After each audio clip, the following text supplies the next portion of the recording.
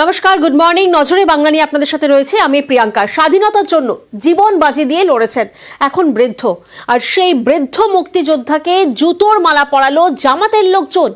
বাংলাদেশের কুমিল্লায় আর ঢাকায় আরেক কাণ্ড, সেখানে সংখ্যালঘু অধ্যাপককে পদত্যাগ করতে বাধ্য করা হয়েছে বলে অভিযোগ। আর এসবের পরেও মোহাম্মদ ইউনূসের কি কিছুই চোখে পড়ছে না? তাই কি তিনি এখনো দাবি করছেন বাংলাদেশের চরমপন্থার কোনো জায়গা নেই?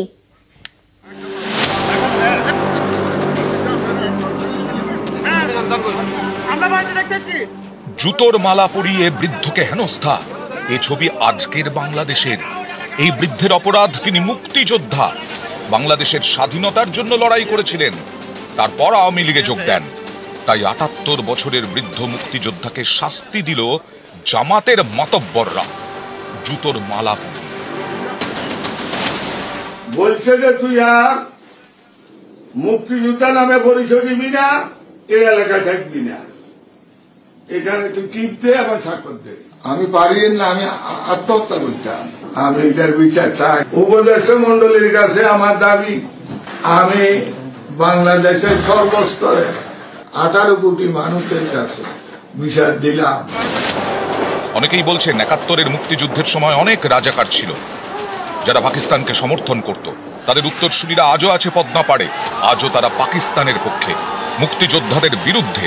মুক্তিযুদ্ধের সময় পাক সেনাদের নিশানায় ছিলেন সেখানকার সংখ্যালঘু এবং বুদ্ধিজীবীরা। অনেককে খুন করা হয়। পালাবদলের পর আবারও বাংলাদেশে নিশানায় সংখ্যালঘুরা।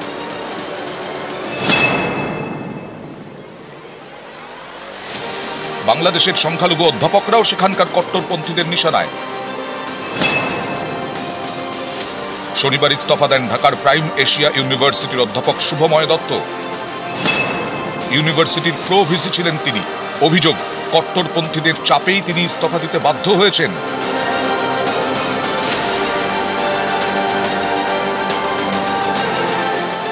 সম্প্রতি বাংলাদেশের নাটোরে এক পুরোহিতকে খুন করা হয়।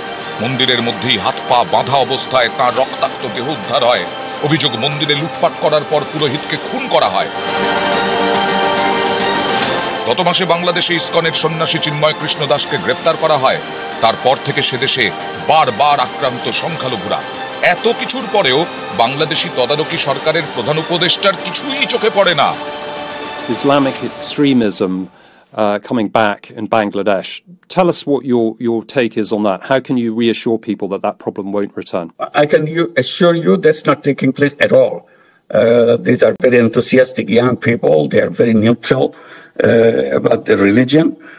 They want to create a new Bangladesh. Young people can change the whole world. It's not about changing one country or the other country. What Bangladesh has done is one example how powerful this young generation is. ওইখান থেকে সে ষড়যন্ত্র করতেছে, চক্রান্ত করতেছে। আমরা নাকি তাদের উপরে এই দেশে নাকি অত্যাচার হচ্ছে, আর ওই অতি আমরা যা কহছে এগুলো আমাকে বিভ্রান্ত করেছে, আমাদেরকে বিপদে ফেলার চেষ্টা করতেছে। সংখ্যালঘুরা বারবার আক্রান্ত, তা সত্ত্বেও ইউনূসের কিছুই চোখে পড়ছে না, আর বিএনপি দেখছে ষড়যন্ত্র। কিন্তু আসলে ঘটনা যে কি তা সংসদেই প্রকাশ করা হয়েছে। গত শুক্রবার লোকসভায় বিদেশ মন্ত্রক জানায় 2023-এ বাংলাদেশে সংখ্যালঘুদের ওপর হামলার ঘটনা ছিল 302। 2024-এ সেটা 1 লাফে বেড়ে 2200, আর পাকিস্তানে এই সংখ্যা 112।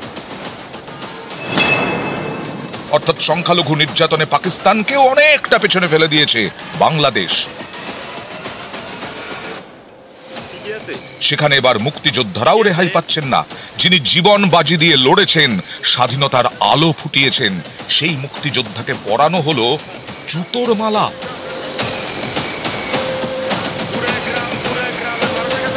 নিউজ 18 বাংলা।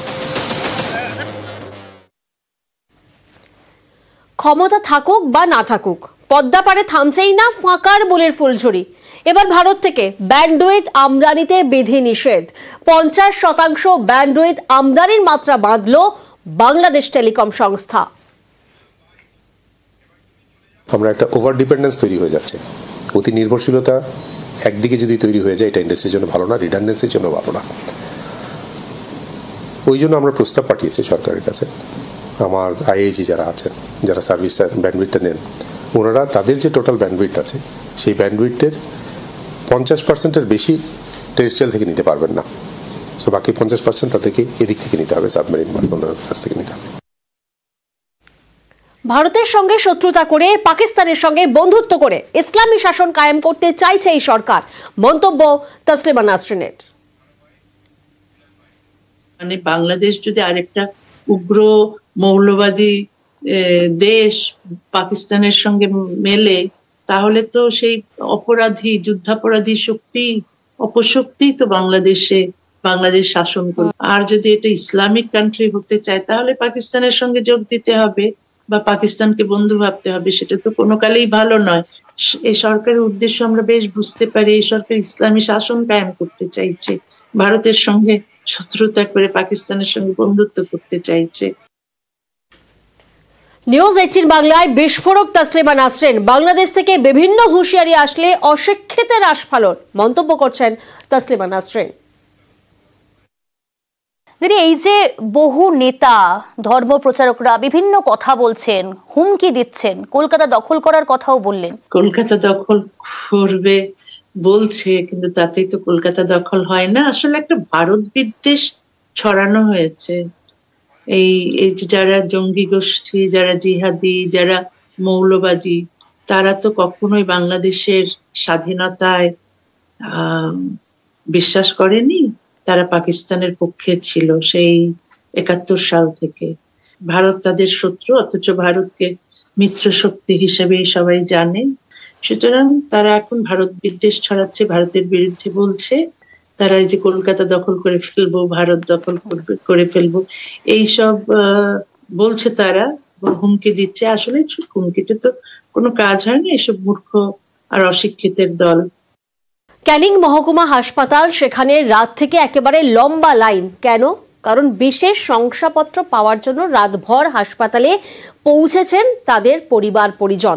বিশেষভাবে সক্ষমদের শংসাপত্রের জন্য আবেদন করতে হয় আমরা জানি, এবং শংসাপত্রের জন্য হাসপাতালে পরীক্ষা হয়। আর সেই পরীক্ষার জন্য ক্যানিং মহকুমা হাসপাতালে এভাবেই রাত থেকে লম্বা লাইন। প্রতিনিধি অনুপ এই মুহূর্তে আমাদের সঙ্গে রয়েছেন। অনুপ, আমরা যে ছবি দেখছি, এই ঠান্ডার মধ্যে ক্যানিং মহকুমা হাসপাতালে একেবারে রাত থেকেই লম্বা লাইন পড়েছে। সেক্ষেত্রে কোনো কি বিকল্প ব্যবস্থা হাসপাতাল কর্তৃপক্ষের তরফ থেকে করা হয় যখন তারা নিজেদের নাম আবেদন করেন? ইতিমধ্যেই কিন্তু ক্যানিং মহকুমা হাসপাতালে কিন্তু এর আগেও কিন্তু এই যে মাসের দ্বিতীয় চতুর্থ সপ্তাহে বিশেষভাবে সক্ষমদের যে শংসাপত্রের জন্য তাদের যে শারীরিক পরীক্ষা নিরীক্ষা করতে আসতে হয়, 50 জনের বেশি দেওয়া হয় না বলে জানিয়েছে। তবে এই যে ক্যানিং মহকুমা হাসপাতাল, এই যে বিশেষভাবে সক্ষমদের পরিবাররা ক্যানিং মহকুমা বিভিন্ন প্রান্ত থেকে তারা কিন্তু আসেন, এবং 50 জনের বেশি না দেওয়ার কারণে অনেকেই কিন্তু এখান থেকে কয়েকবার তারা কিন্তু ফিরে গেছে। সেই কারণেই কিন্তু আগে আসলে আগে কুপন পাওয়া যাবে, সেই জন্যই কিন্তু রাত জেগে গতকাল সন্ধ্যে থেকেই কিন্তু এই যে বিভিন্ন পরিবারের লোকজন তাদের সন্তানদের নিয়ে এসে ক্যানিং মহকুমা হাসপাতালের একদম প্রশাসনিক ভবনের সামনেই কিন্তু তারা লাইন দিয়েছে, এবং সেখানেই কিন্তু রাত ভোর কম্বল মুড়ি দিয়ে কেউ শুয়ে রয়েছেন, কেউ বা বসে রাত কাটাচ্ছে। তারা জানিয়েছেন যে এখানে 50 জনের বেশি দেওয়া হয় না। তবে ক্যানিং মহকুমা হাসপাতালের পক্ষ থেকে জানানো হয়েছে যে তাদের এই যে পোর্টাল রয়েছে, সেই পোর্টালে 50 জনের বেশি কিন্তু দেওয়া হয় না, সেই কারণেই তারা তার বেশি দিতে পারছে না। তবে এর আগে কিন্তু আমরা ক্যানিং মহকুমা হাসপাতালের আধিকারিকের সঙ্গে কথা বলেছেন, তিনি বলেছেন যে আমরা চেষ্টা করছি এবং ঊর্ধ্বতন কর্তৃপক্ষকে জানাচ্ছি যাতে আরো একটা দিন এক্সট্রা করে দেওয়া যেতে পারে। যদি দেওয়া যায় তাহলে কিন্তু এই যে সমস্যা, সেই সমস্যা থেকে তারা সমাধান করতে পারবে, কিছুটা হলেও কাটবে। কি করবো, আমরা লাইন পাই না, ওই জন্য 3বার এসছি, 3বার এসে পাই না, ওই জন্য রাত্রি এসে লাইন দাঁড়িয়ে আছে। আগে পাই না তো, এই তো এখন হবে কি হবে না জানি না। এর আগে 2বার এসেছি, 2বার এসে ফিরে চলে গেছি। ভোর 5টায় আমার 1.5 বছরের বাচ্চাকে নিয়ে এসেছি। 50 জনের বেশি কুপন দেওয়া হয় না। সিরিয়াল নাম্বার 50 জনের মধ্যে থাকার জন্য, কুপনটা পাওয়ার জন্য, ডাক্তার দেখানোর সুযোগটা পাওয়ার জন্য আমি এই লাইন দিয়েছি। এর আগে 2 মাস ঘুরে গেছি, সেই জন্য দূরে থেকে লাইন এইভাবে বসে থাকবো করে থাকবো। আগে কুপনটা নেবো বলে এসেছি, আগে 2বার ঘুরে গেছি, কুপন পাইনি। এবার আগে একদিন আগে লাইন দিয়েছি।